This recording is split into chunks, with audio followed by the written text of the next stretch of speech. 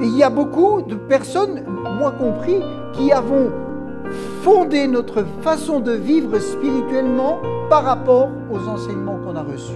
Et c'est pour ça que quelquefois il y a des différences. Mais je crois qu'une église qui a pour fondement Jésus-Christ, même s'il y a des différences, elle se retrouve. Elle peut être unie dans la prière. Si vous comprenez l'évangile et que vous recevez Jésus, vous n'avez plus de problème avec l'amour de Dieu. Parce que vous savez qu'il vous a introduit dans les sphères de son amour. Et même si vous êtes fondé sur Christ, l'ennemi va mettre toutes sortes d'accusations dans votre vie. Et vous devez lui répondre par « il est écrit ». Amen. Et si vous n'êtes pas fondé sur la parole de Dieu, vous n'arriverez pas à dire « il est écrit » parce que vous ne savez même pas que c'est écrit. Ou parce qu'on ne vous l'a pas dit, ou parce que vous ne l'avez pas relu, ou parce que vous ne vous rappelez plus. Il est écrit. Vous savez, nos convictions, elles doivent être dans la parole de Dieu, pas dans l'ambiance environnante. Elles doivent être dans la parole de Dieu.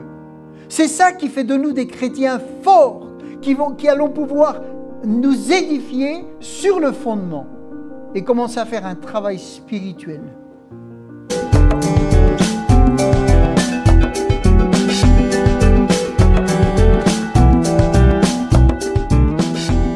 Je vais continuer le message sur le fondement. Je crois vraiment qu'il y a des choses à dire et que nous avons besoin toujours, toute notre vie, toutes les églises, tous les pasteurs, tous les chrétiens, de revenir constamment au message du fondement. Nous sommes une église multiculturelle, où il y a des drapeaux, tout ça, voilà, qui montre que toutes les cultures, toutes les personnes de partout sont accueillies. Et je crois que c'est, même s'il n'y a pas de drapeau, vous savez, je crois qu'une église peut et doit accueillir toutes les personnes. Amen. Tous les pécheurs qui ont besoin de connaître Jésus-Christ. Et donc je disais, nous sommes une église multiculturelle et nous ne venons pas tous de la même église. Vous savez, moi, quand je me suis converti, à l'époque, il y avait les gens, ils venaient de la rue, pratiquement tous. Et ils sont venus à Jésus, ils étaient tous de la rue, et finalement, on formait une grande famille, mais on se connaissait d'avant presque. Et on est venus à Christ ensemble, et les gens se connaissaient d'avant, et ça formait une famille, mais une famille qui... Finalement, il y avait peu de gens qui se déplaçaient, il y avait de temps en temps, bien sûr. Mais aujourd'hui, les choses changent. Et on est donc une église multiculturelle, mais avec des gens qui ne sont pas du même pays, qui n'ont pas été élevés dans la même culture, et même qui ont eu des religions complètement différentes. Mais ce qui est important, c'est que le fondement de notre vie soit sur Jésus-Christ. Amen. Il peut y avoir une multitude de cultures, et si on pouvait faire des repas, eh bien on pourrait manger des aliments de cultures différentes, et ce serait une richesse. Mais ce qui est important, c'est que le fondement soit Jésus-Christ. Et ma question pour toi, c'est quel fondement tu as reçu dans les débuts de ta vie d'église et de ta vie chrétienne? Parce qu'on peut venir de pays différents, de cultures différentes, mais on peut avoir reçu aussi des enseignements différents. Et ça aussi, c'est très important. Parce que quand on a tous reçu le même enseignement, alors on peut tous dévier en même temps. D'accord? Et des fois, c'est plus facile à redresser. Parce que si tout le monde a reçu un enseignement qui est mauvais, alors tous peuvent être redressés par la parole en même temps, facilement. Mais quand vous avez des gens qui viennent de partout, et c'est une richesse, mais qui ont reçu des enseignements différents, et surtout, si le fondement n'est pas bon, ou que dans le fondement, il y a des choses qui ne sont pas bonnes, ou qui ont été ajoutées, c'est très difficile. C'est très difficile. Et c'est pour ça, ma question pour toi, c'est quel fondement tu as reçu dans les débuts de ta vie d'église et de ta vie chrétienne. Ça détermine souvent les habitudes que tu as adoptées pour ta vie spirituelle. Et il y a beaucoup de personnes, moi compris, qui avons fondé notre façon de vivre spirituellement par rapport aux enseignements qu'on a reçus. Et c'est pour ça qu'il peut y avoir des grandes différences. Et que même parfois, on peut dire, mais dans cette église, ceci, dans cette église, cela. Mais je veux en venir à tout cela. Et nous entendons souvent, dans mon église, c'était comme ceci, c'était comme cela. Mais ça, ce n'est pas des fondements. Ça, c'est des habitudes. Ça, c'est la construction. Ça, c'est la construction.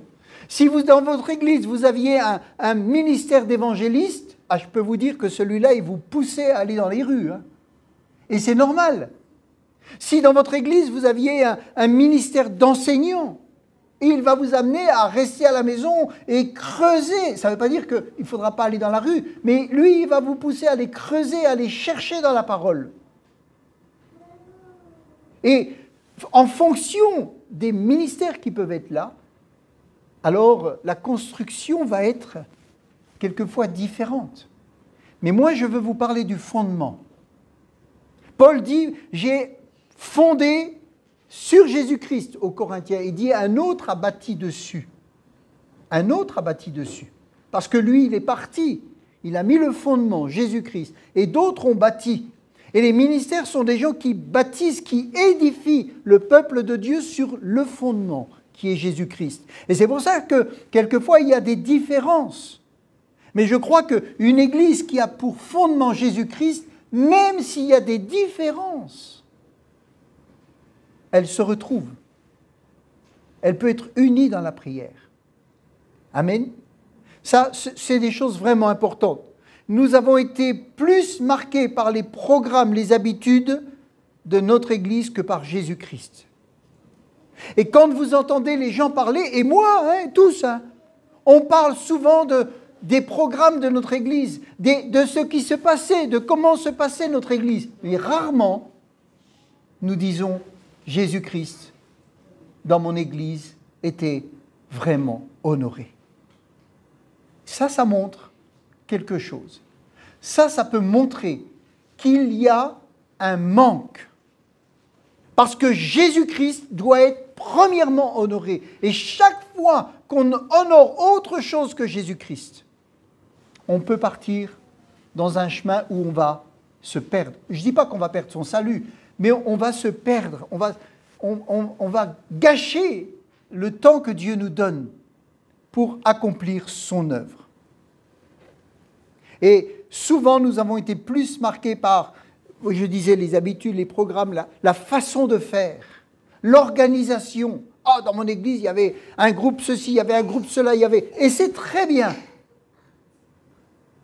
Mais ça ne doit pas prendre la place du fondement qui est Jésus-Christ et du fondement des apôtres. Amen. Je ne dis pas que Jésus-Christ n'était pas prêché et présent,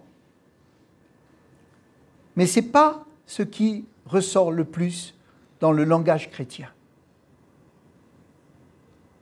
Paul nous dit, j'ai posé le fondement dans 1 Corinthiens 3, verset 10. Il dit, selon la grâce de Dieu qui m'a été donnée, j'ai posé le fondement comme un sage architecte. Et un autre a bâti dessus. Et ça, c'était un ministère qui a bâti. Et les ministères sont là pour bâtir, édifier. Mais que chacun prenne garde à la manière dont il bâtit dessus, car personne ne peut poser un autre fondement que celui qui a été posé. Ça veut dire qu'on va construire, mais jamais dévier du fondement. On ne va pas aller construire une autre petite maison à côté de celle où Jésus est la pierre angulaire. On ne va pas aller construire une église qui n'est pas basée sur le fondement. Parce que ça ne fonctionnera pas. En tout cas, ça ne fonctionnera pas avec Jésus. Et nous devons vraiment veiller à tout cela. Le fonctionnement sur lequel une église locale repose ne peut être autre que le roc, c'est-à-dire Jésus-Christ. Amen. Fils de Dieu, vivant, sur qui l'église est bâtie. La vie d'une assemblée peut être plus ou moins active.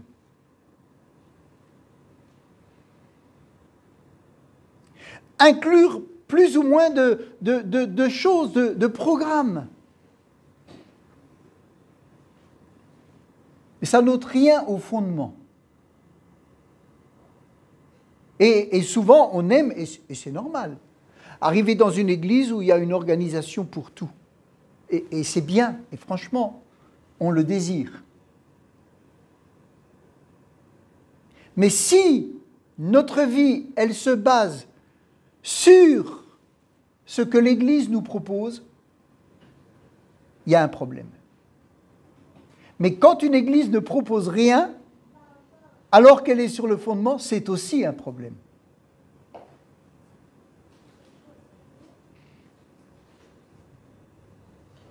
Il faut que le fondement soit la base de toute vie chrétienne.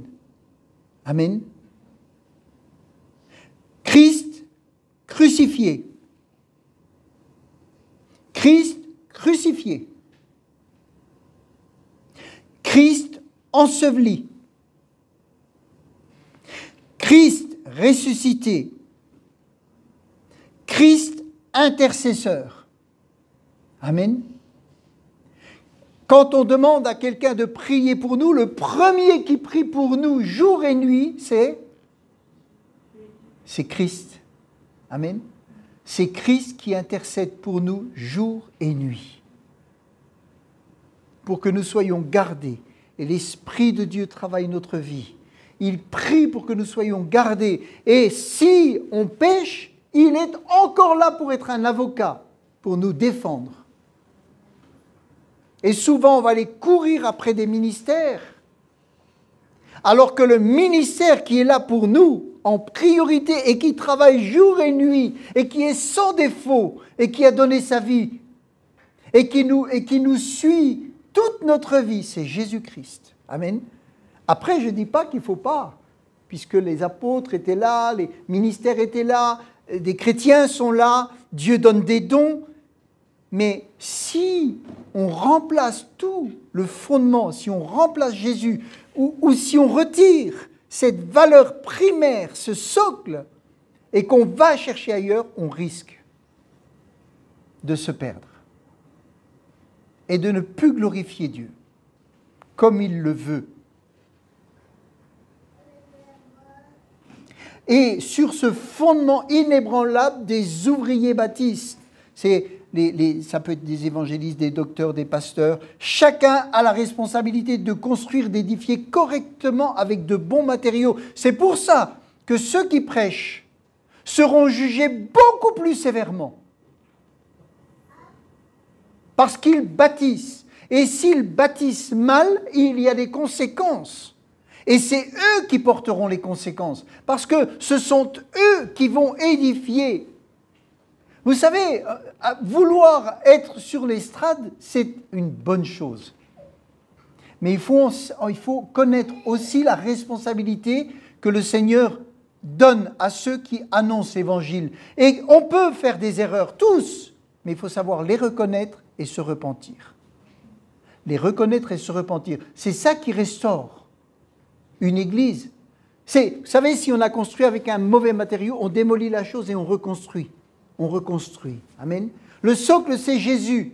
Mais on doit reconstruire si on a mal construit. On doit dire, on s'est trompé ou je me suis trompé, ou je vous ai amené dans l'activisme ou je ne sais pas, dans le légalisme, ou je vous ai amené dans ceci et dans cela. Je reconnais mes erreurs et je veux détruire ça et reconstruire avec des bons matériaux. Amen.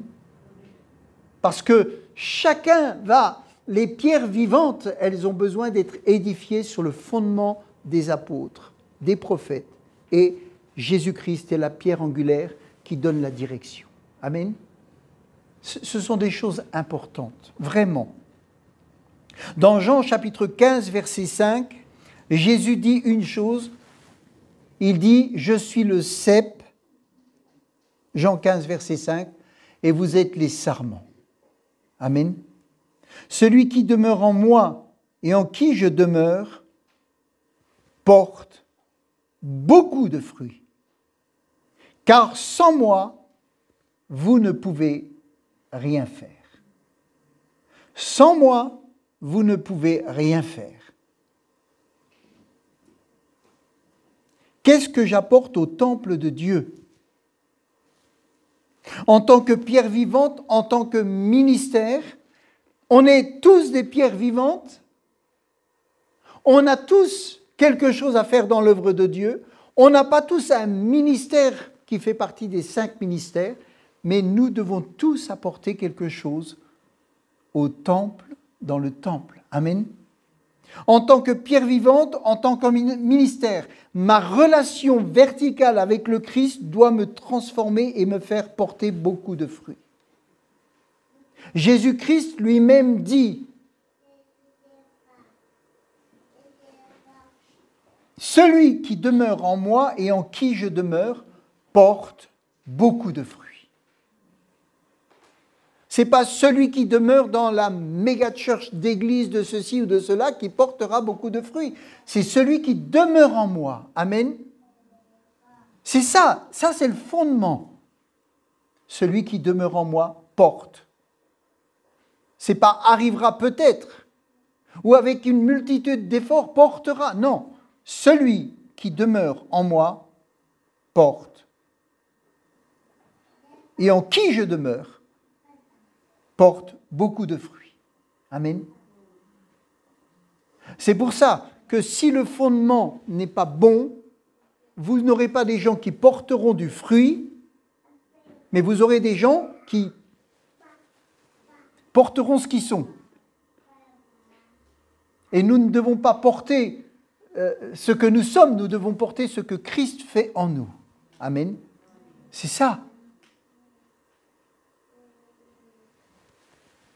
Et on doit amener chaque chrétien à avoir une relation avec le Christ. Quand quelqu'un a une difficulté, on doit l'édifier et l'aider à avoir une relation avec le Christ. On doit chercher à savoir si sa relation a été altérée avec le Seigneur. Parce qu'il doit porter du fruit.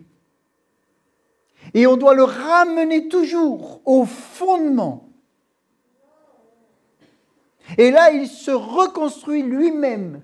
Et on l'aide à se reconstruire sur le fondement, Jésus-Christ. Amen. Et il portera du fruit. Et il fera du bien autour de lui.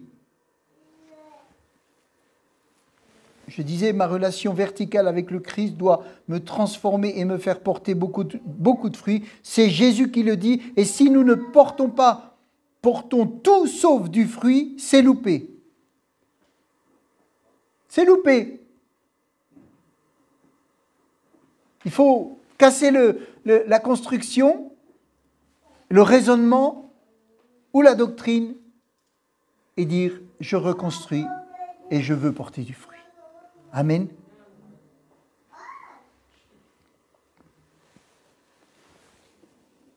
Notre rôle est d'aider chaque membre à être prêt pour le retour du Seigneur. Ça, c'est l'objectif. Amener chaque personne à être prête. Ça, c'est l'objectif. Amener chaque personne à être prête, à être mûre, à pouvoir résister dans l'épreuve, à être capable de marcher, aider à marcher. C'est ça le but. Parce que quand quelqu'un n'est pas préparé, dans tous les domaines, quand vous n'êtes pas préparé, c'est la panique. Et vous loupez. Si les frères ne se préparent pas, si Moïse ne se prépare pas, si la sono ne se prépare pas, si vous ne vous préparez pas, si vous n'avez pas préparé vos habits le soir, vous arrivez en retard, vous loupez le train, et on doit se préparer pour le Seigneur. Amen. Jésus est là et il prépare son Église. Et si on part avant l'enlèvement, eh bien, il faut être prêt. Amen. L'enseignement d'une fausse doctrine, l'activisme, la pression pour la réussite, au détriment de la relation spirituelle avec le Christ, peut détacher du Seigneur les croyants mal affermis.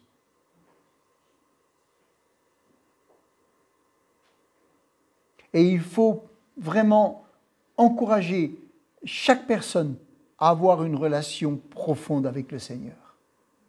Amen. Parce qu'il y a tellement de besoins dans une église qu'on va choper les gens, on va leur dire « Oh, il y a des besoins, fonce, travaille, travaille, travaille, travaille, travaille !» Mais s'ils sont mal affermis, un jour ça craque. Parce que ce qu'ils ont besoin, c'est d'être affermis. Amen. Et leurs dons, leurs capacités naturelles et les dons que Dieu leur donne seront pour la gloire de Dieu. Ça peut détacher quelqu'un mal affermi, semer le doute, entraîner dans une voie trompeuse du légalisme. Lisons ensemble ce qui est dit dans Éphésiens 2, verset 1, verset 10. Éphésiens 2, au verset 10, dans Parole vivante, il est parlé de Christ et de l'Église. Christ et l'Église. Amen. On va le lire tranquillement. Il est dit, premièrement, ce que nous sommes, nous le devons à Dieu. Ce que nous sommes, nous le devons à Dieu. Toute la gloire pour Dieu. Amen. Ce que nous sommes, même si nous avons eu un ministère qui a été là à nos côtés, qui a prié pour nous, qui a passé du temps, qui nous a supportés, ou qu'il nous a supportés, enfin, tout ça, c'est très bien. Et il faut être reconnaissant. Mais ce que nous sommes, nous dit ce passage, nous le devons à Dieu. D'accord ? Toute la gloire est à Dieu. Ensuite, il est dit, il nous a recréés en Christ. Il nous a recréés en Christ. As-tu été recréé ou es-tu né de nouveau ? Si tu n'as pas passé par cette étape-là, même si tu te sens bien dans une église, même si tu as des réponses à des prières, même si quelqu'un a prié pour toi et que tu as été guéri, même si ton cœur est vraiment touché par le message, même si la musique, les chants te donnent des frissons, la première chose, c'est que tu dois être recréé en Christ. C'est-à-dire que tu dois naître de nouveau. Si tu n'es pas né de nouveau, ta vie n'est pas basée sur le fondement qui est Jésus-Christ. Elle peut être fondée sur une ambiance, sur l'amour de l'Église qui te reçoit. Elle peut être fondée sur la solidarité de ton Église. Elle peut être fondée sur la sécurité que va te donner la communauté. Mais si la communauté vient pour une raison ou une autre à dégringoler ou à être fermée, comme ça a été en Algérie, on a fermé les églises, la police est venue, a fait sortir les chrétiens. La communauté a été complètement disloquée dans le sens, elle ne pouvait plus se réunir. Si là, tu n'as pas été recréé en Christ, si ton fondement, ce n'est pas Jésus-Christ, comment tu vas t'en sortir ? Comment tu vas t'en sortir ? Donc il faut vraiment que le fondement soit le Seigneur Jésus. Il est dit, il nous a recréés en Christ pour nous faire accomplir dans la communion avec lui les bonnes actions qu'il a préparées depuis longtemps pour nous. Vous pouvez être embauché dans l'église où vous êtes pour faire des bonnes actions. Mais là, il est dit, dans la communion avec lui, Si tu es embauché pour faire des bonnes actions ou des choses dans ton église, mais que tu n'as pas la communion avec le Christ, tu ne feras pas les actions que le Christ a prévues pour toi.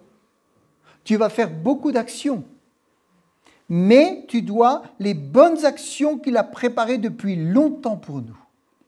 Amen.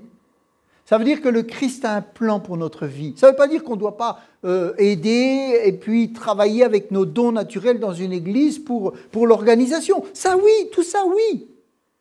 Mais il faut amener chaque personne à ce qui est essentiel pour sa vie. Amen. Et qui le fera tenir. Voilà la vie conforme à la volonté de Dieu. Lisez. Voilà la vie conforme à la volonté de Dieu, celle pour laquelle il a tout arrangé d'avance. Il a préparé notre chemin afin que nous ayons plus qu'à y marcher. C'est extraordinaire ça. Il a préparé notre chemin afin que nous n'ayons plus qu'à y marcher. Mais si notre fondement n'est pas ça, Jésus, alors on va essayer de marcher dans tous les sens. On va chercher son chemin. On va trouver toutes sortes de choses qui ne vont pas. Mais si on est vraiment dans cette relation personnelle avec le Seigneur, alors il a déjà tout arrangé d'avance. Ça ne veut pas dire qu'il ne va pas y avoir des obstacles, parce qu'il y en a premièrement un qui va refuser ça, c'est l'ennemi de vos âmes. D'accord ? Lui, il va tout faire pour arrêter ça. Puis après, vous avez tous les gens qui vont vous parler autour, qui ne comprennent peut-être pas ce que Dieu a préparé, comment il l'a préparé, et qui vont vous donner une multitude de conseils sans vouloir faire de mal, mais qui ne seront pas les conseils, qui sont les bons parce que Jésus a préparé le chemin pour que vous puissiez y marcher. Amen. Il est dit, afin que nous n'ayons plus qu'à y marcher. Plus qu'à y marcher.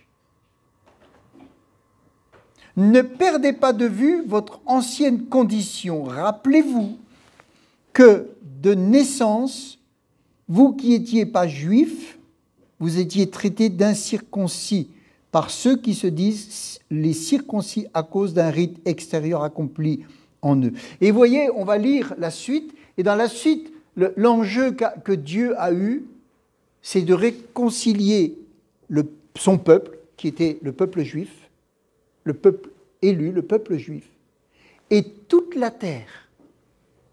Ça, c'était l'enjeu. Réconcilier le peuple juif et toute la terre afin qu'ils ne forment qu'un, son Église. Amen. Ça, c'était un enjeu. Et on ne se rend pas compte de cet enjeu-là. Mais on va le lire. Souvenez-vous qu'à cette époque, lorsque vous étiez sans Christ, vous n'aviez aucune part au droit du peuple élu de Dieu. Vous étiez tenus à l'écart des alliances basées sur les promesses, faites, entre parenthèses, faites à Israël. Ça veut dire que vous, si vous n'avez pas le Christ, vous pouvez avoir toute la religion que vous voulez. Vous pouvez être enfermé dans un couvent, dans un monastère, vous pouvez prier toute votre vie, vous pouvez faire tout ce que vous voulez. Si vous n'avez pas Jésus-Christ, si vous n'êtes pas recréé en Jésus-Christ, vous êtes éloigné. Vous n'avez pas part aux promesses.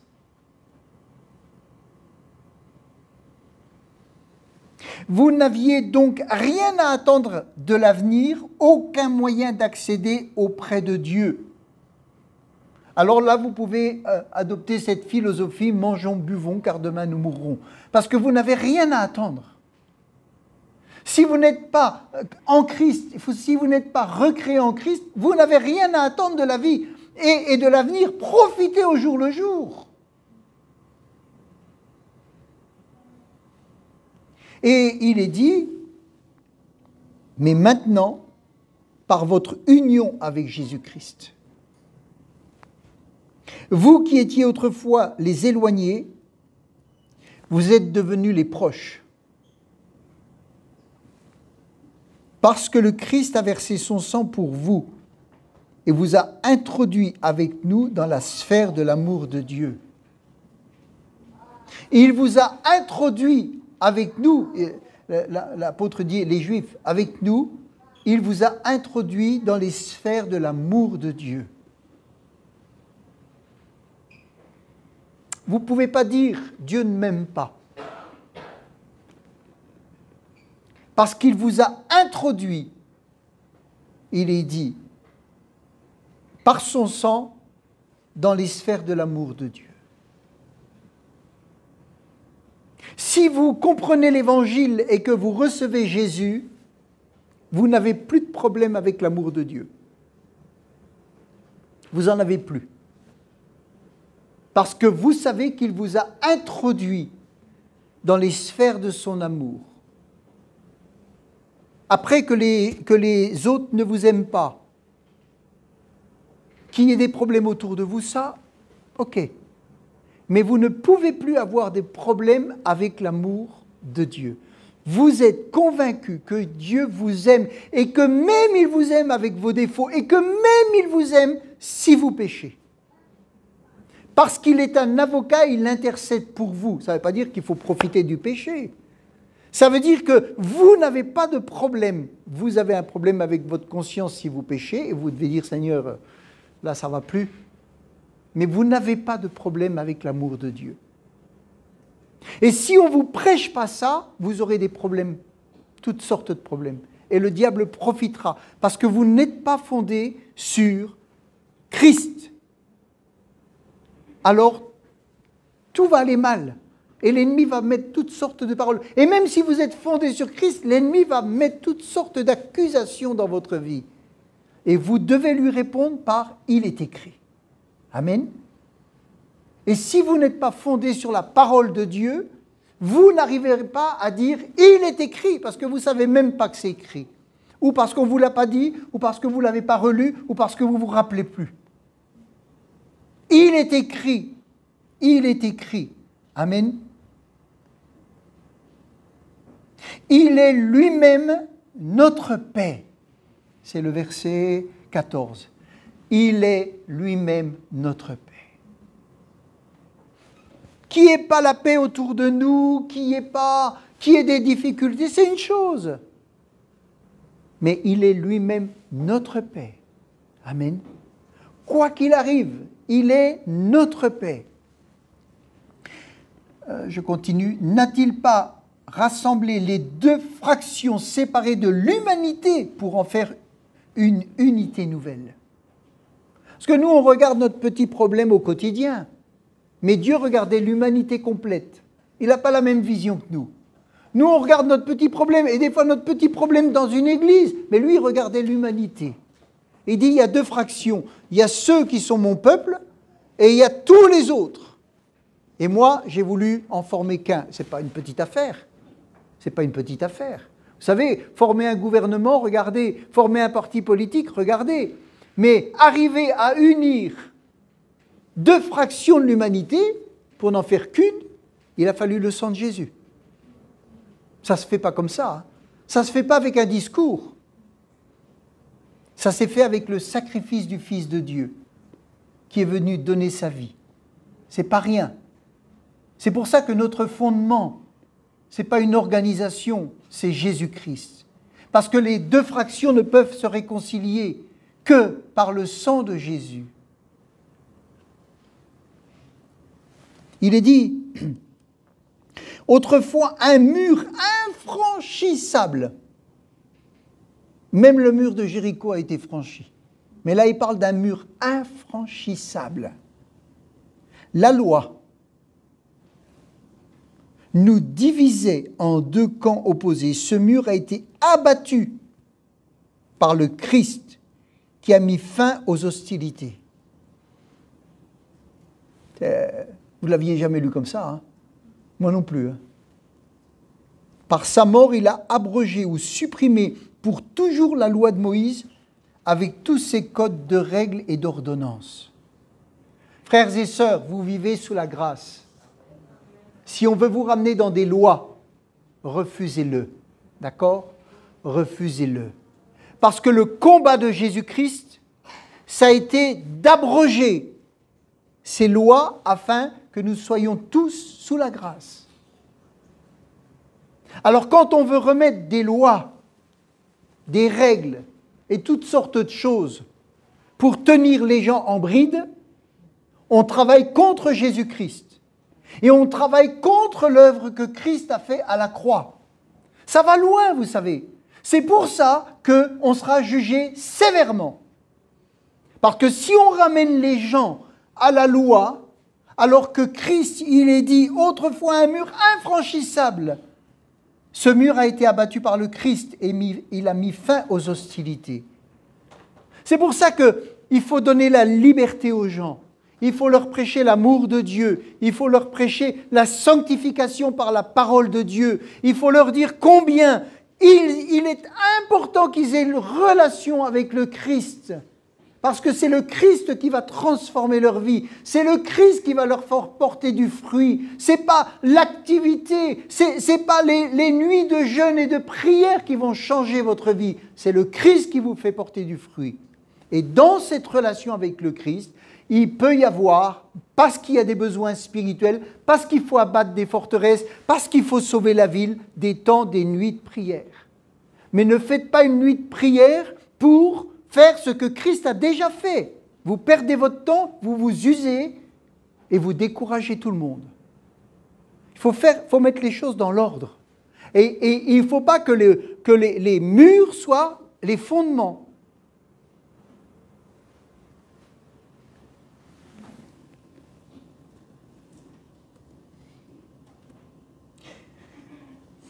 Il a recréé en lui-même une nouvelle humanité en fondant les deux peuples, juifs et non-juifs, en un seul, en s'incorporant ces deux parties opposées à ramener la paix. Par sa croix, il a donné le coup de grâce à leur inimitié. Nous, ça ne nous parle pas beaucoup, ça. Parce que nous, on n'était pas le peuple juif. Ça ne nous parle pas, ces deux choses opposées. Ça ne nous parle pas vraiment. Mais si vous aviez un juif religieux dans l'église, il comprendrait ce que ça veut dire. Il en verrait toute la dimension. Nous, moins, parce que nous, on a été pris parmi les païens. Et on ne se rend pas compte de l'enjeu qu'il y avait. Mais l'enjeu, il a fallu le régler à la croix.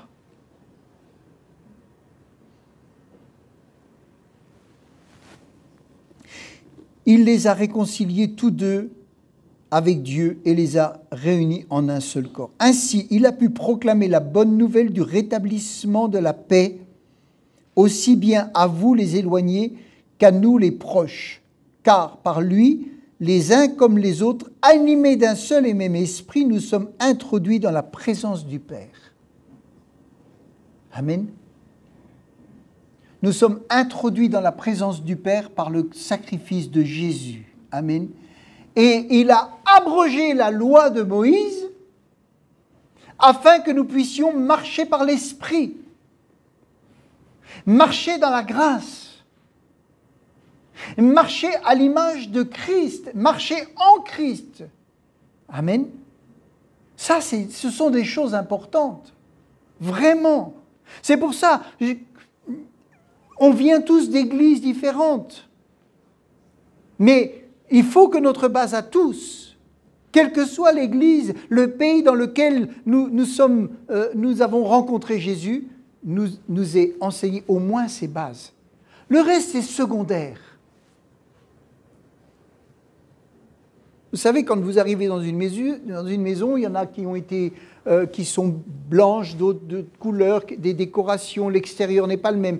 Mais si le fondement ne tient pas, n'est pas solide, vous pouvez avoir toutes les colorations, tout ce que vous voulez, toutes les décorations et tout. Même si vous avez des murs très épais, si la fondation n'est pas bonne, même avec des murs très épais, ça ne tiendra pas.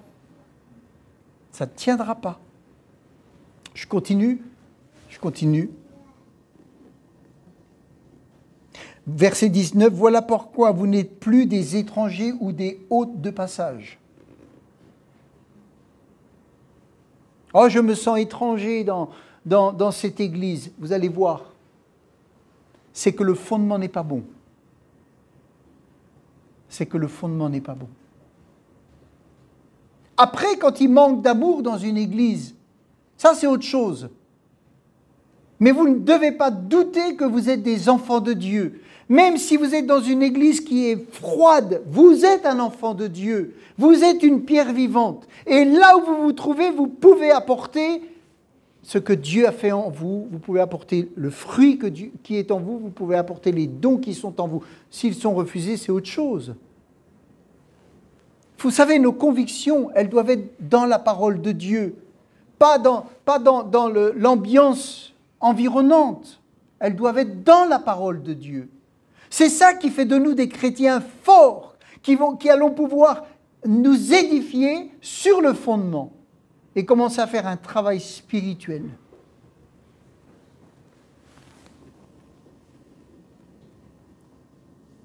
Voilà pourquoi vous n'êtes plus des étrangers ou des hôtes de passage, vous êtes citoyens à part entière avec tous les autres chrétiens.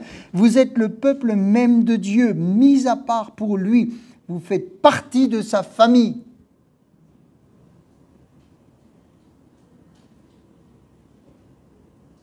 Ah, cette église, ce n'est pas une famille. Ben, non. La famille, c'est quoi? C'est Dieu qui l'a créée. Ce n'est pas votre église locale, c'est Dieu qui l'a créée. Et vous faites, si vous êtes recréé en Christ, vous faites partie de la famille de Dieu. Quelle que soit l'église dans laquelle vous allez aller, vous faites partie de la famille de Dieu. Même si vous êtes là et que vous ne participez pas aux choses, à la construction, peut-être parce que vous êtes là que pour un temps, vous devez être considéré comme de la famille de Dieu. Amen.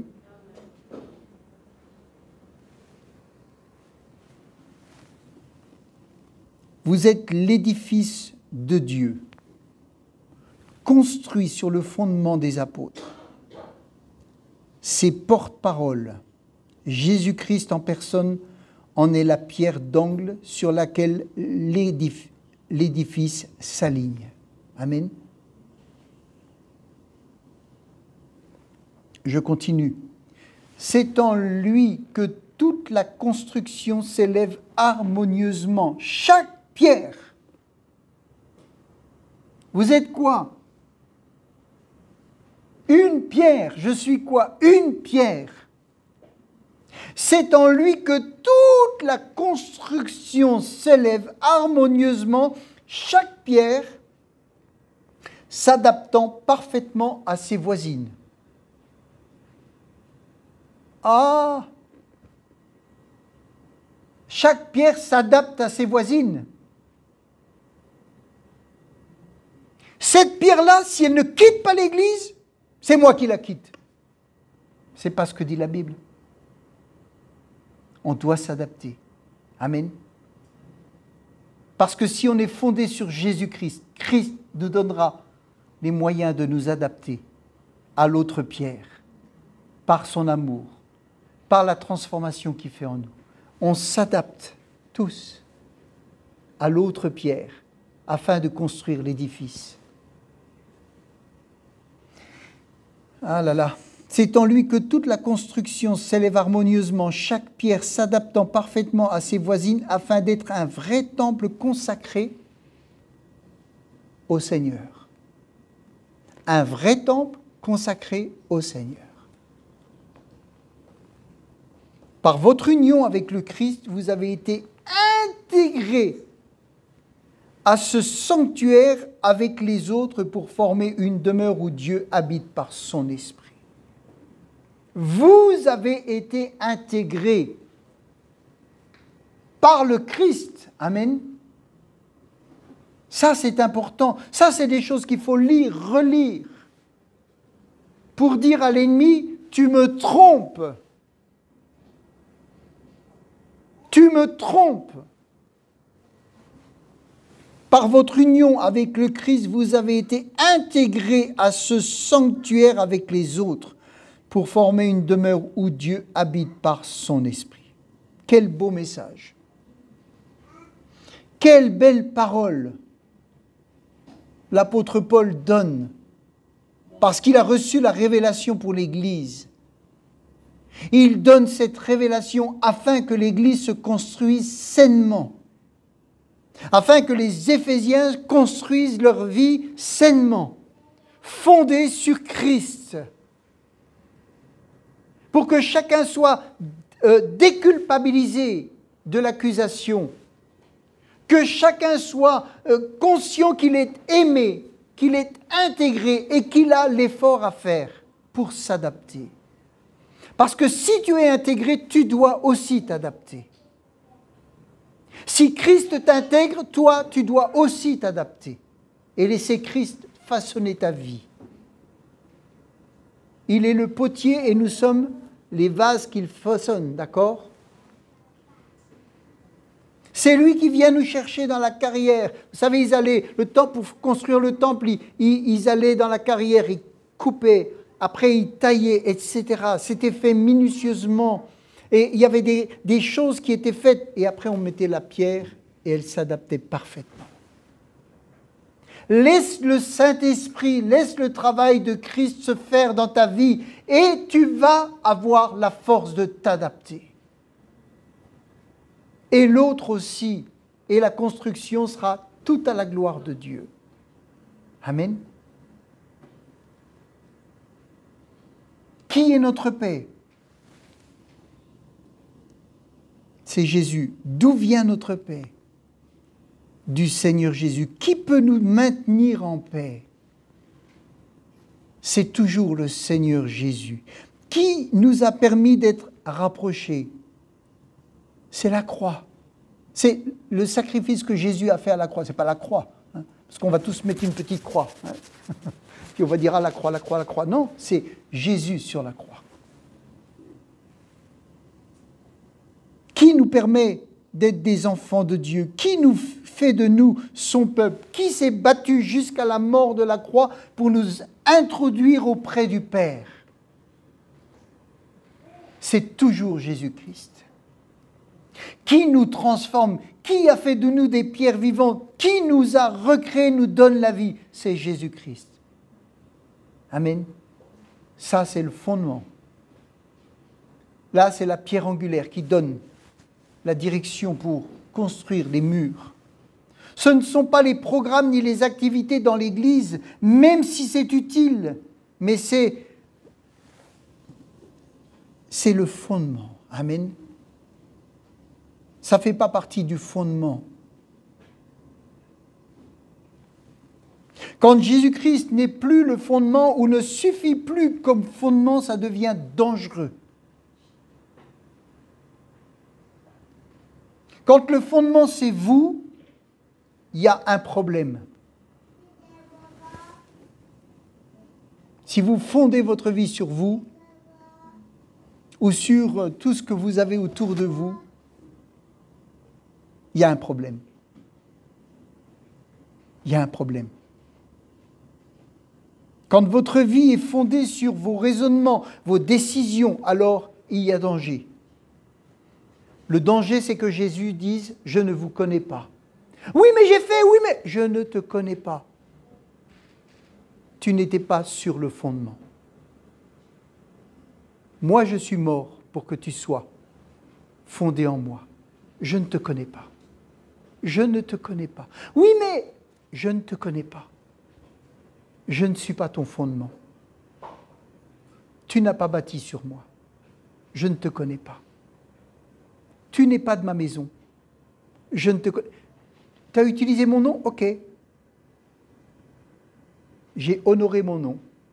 Mais ce n'est pas toi que j'honore. Je ne te connais pas. Entendre un jour « je ne te connais pas », c'est terrible. Oui, mais j'ai parlé de toi. Je ne te connais pas. Ta vie n'est pas fondée sur moi. Il y a beaucoup à dire sur tout cela. J'ai donné comme sujet cette semaine au groupe de prière WhatsApp de lire le témoignage de Paul dans les Actes pour trouver son fondement. Et Paul, en quelques minutes, il a donné tout son témoignage. Et il a dit, mon fondement, c'est Jésus-Christ. Et pourtant, il en a fait. Il aurait pu parler pendant des heures et des heures de l'œuvre qu'il a fait. Il n'a pas parlé de ça. Il a dit d'où il venait, qui est son fondement, et c'est tout. Et il dit, je ne travaille que sur ce fondement-là, même si je dois mourir. Et pourtant, c'est un homme qui aurait pu occuper l'estrade ou le tribunal et raconter toute la doctrine. Non. En quelques minutes, son témoignage, c'est Jésus-Christ, qu'il a rencontré, qu'il a restructuré et qui lui a donné une mission.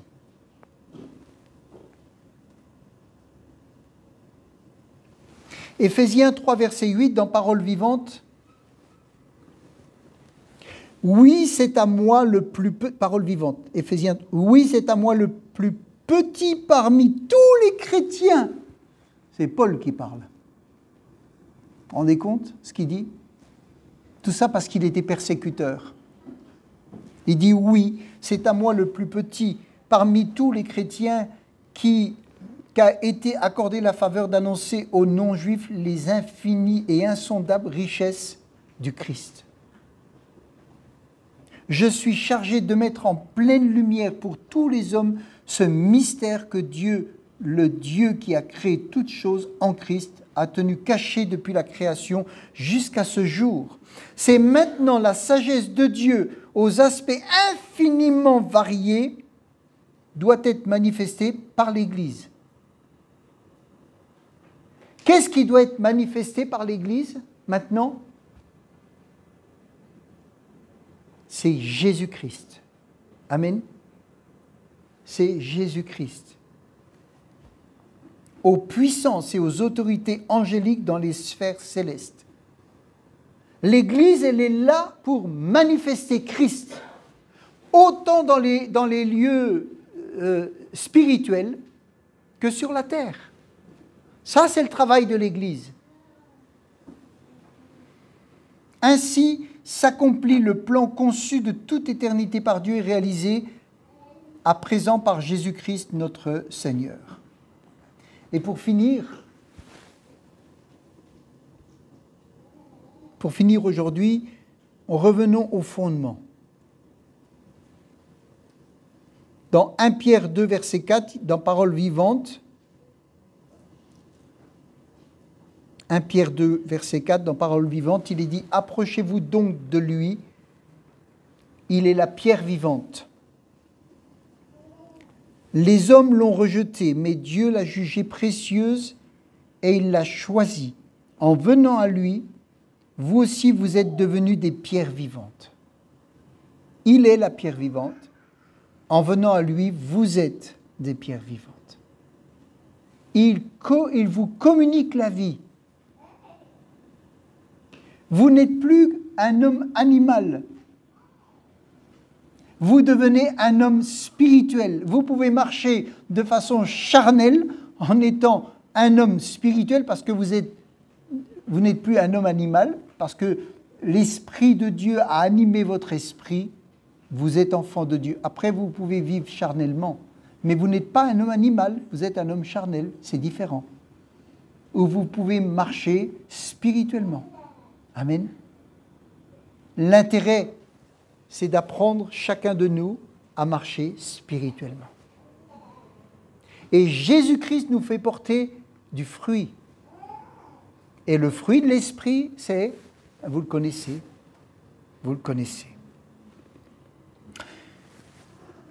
Et il est dit, édifiez-vous mutuellement pour former un temple spirituel.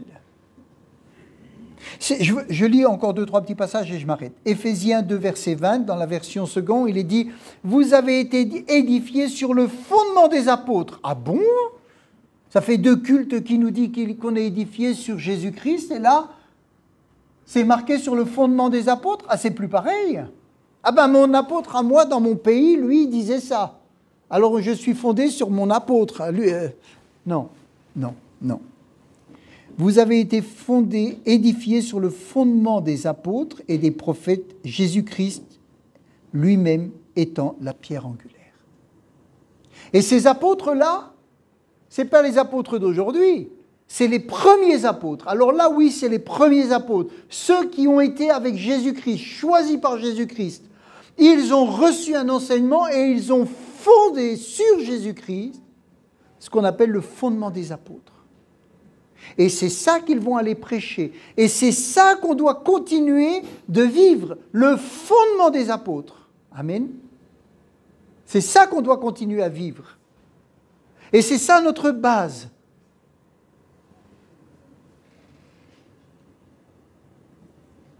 Éphésiens 2, verset 20, le même verset nous dit, dans Parole vivante, « Vous êtes l'édifice de Dieu construit sur le fondement des apôtres, ses porte-paroles, Jésus-Christ en personne étant la pierre d'angle sur laquelle tout l'édifice s'aligne. »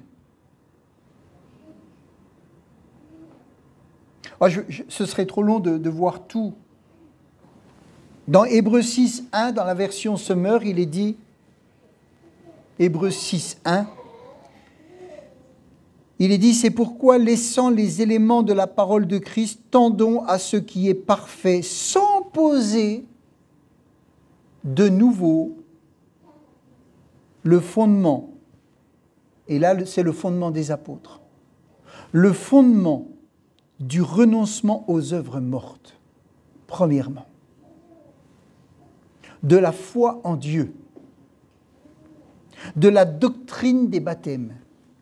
De l'imposition des mains, de la résurrection des morts et du jugement éternel. C'est ce que nous ferons si Dieu le permet. Ça, c'est le fondement.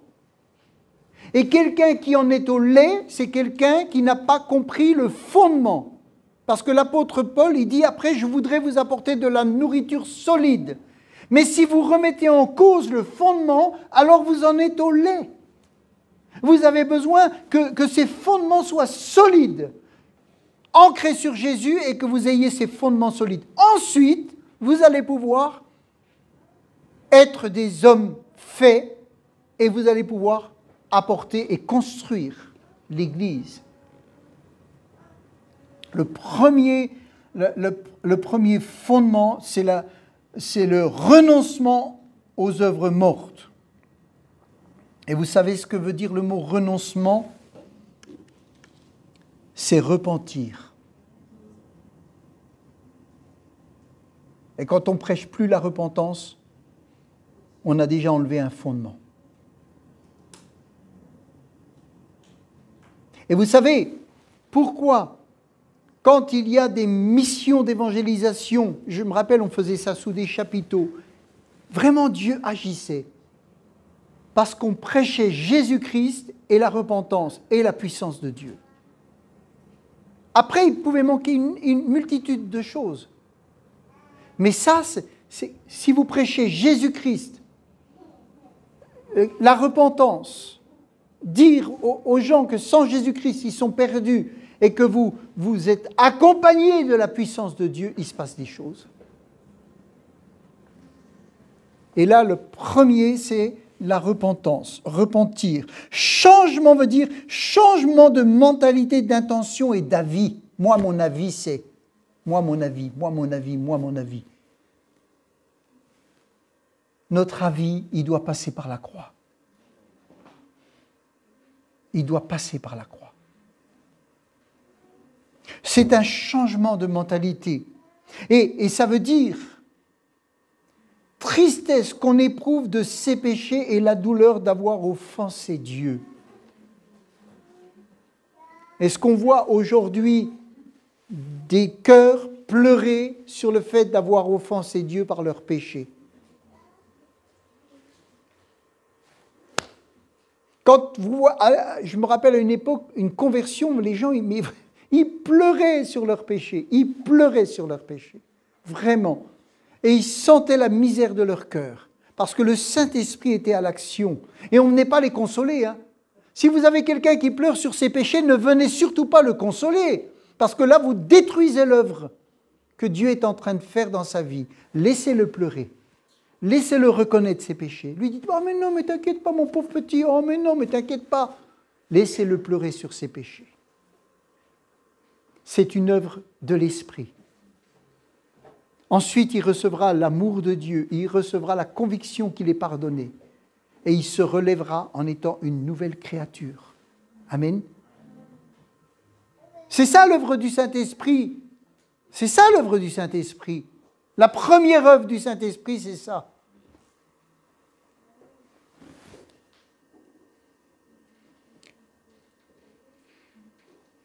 Jean-Baptiste dit « Produisez donc du fruit digne de la repentance ».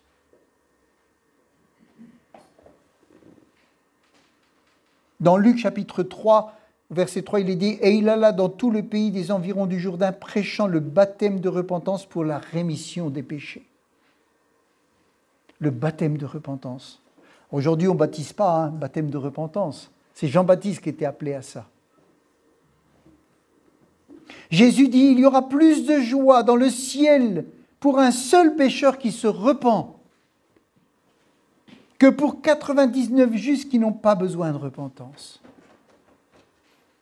Le fondement des apôtres, c'est déjà, ils prêchaient la repentance. Et je vais vous dire pourquoi. Et je finirai sur ce verset. Voilà, j'espère que je n'ai pas été trop long. Luc 24, verset 45.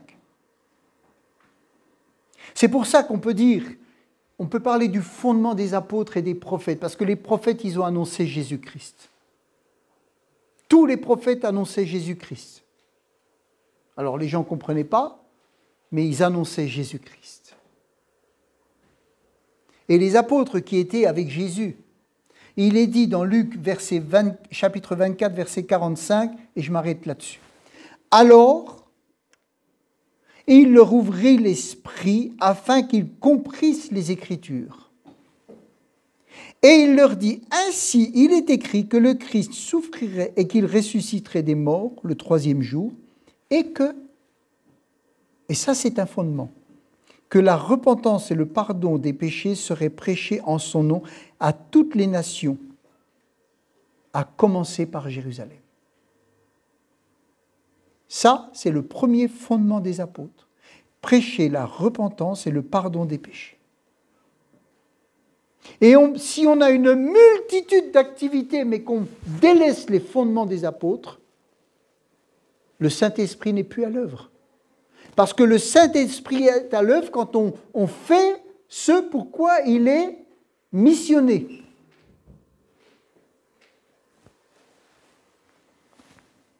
Et il leur dit, vous êtes témoins de ces choses. Et ensuite, si vous prêchez la repentance, le pardon des péchés, alors, et voici, j'enverrai sur vous ce que mon Père a promis, le Saint-Esprit. Amen. Alors quand on commence à prêcher le Saint-Esprit, le Saint-Esprit, le Saint-Esprit, le Saint-Esprit, le Saint-Esprit, mais qu'on oublie le fondement, alors on veut les manifestations du Saint-Esprit. Et le Saint-Esprit se manifeste. Mais si vous n'êtes pas fondé et que vous n'êtes pas passé par la repentance, même s'il y a eu une œuvre de l'Esprit, ça ne changera pas votre vie. Vous avez été touché, mais ça ne changera pas votre vie. C'est le renoncement aux œuvres mortes qui commence à changer votre vie. Et ça, c'est parce que Jésus-Christ est mort pour vous. Alors, quel que soit le pays dans lequel on vient, quel que soit tout ce qu'on a pu avoir, même une église extraordinaire, bien, tout, personnellement, nous devons toujours revenir à cela. Et vous pouvez aller dans toutes les églises que vous voulez. Si vous avez ces fondements-là, vous êtes en sécurité. Parce qu'on vous prêche vraiment Jésus-Christ crucifié. Amen. Après les murs et tout ce qu'on veut, toute l'organisation, ça va dépendre de plein de choses. Du pays, de la ville, de plein de choses. Ça, c'est vraiment secondaire. Amen.